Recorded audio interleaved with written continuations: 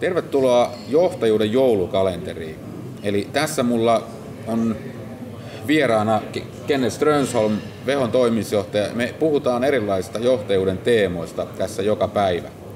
Ja me aloitetaan arvoilla. Eli mun mielestä Jukka Hienonen sanoi joskus hienosti, että arvot on johtajuuden majakoita. Ja se jäi mulle mieleen. Mutta mitä sä, Kenneth, ajattelet, että miten Vehossa näyttäytyy arvot? Ne on ehdottomasti majakoita.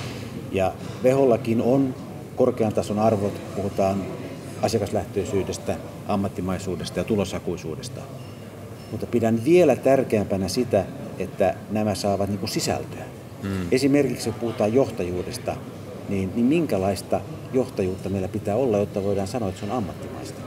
Olemme kiteyttäneet sen, käyneet yhdessä henkilöstön kanssa läpi. Kaikki tietävät sitä, korostetaan sitä, toistetaan. Puhutaan siitä, että meidän pitää olla esimerkillä ja läsnäololla. Pitää olla avoimuutta ja dialogia. Kaikki viisaus ei asu yhdessä paikassa. Pitää toistaa ja olla luovi.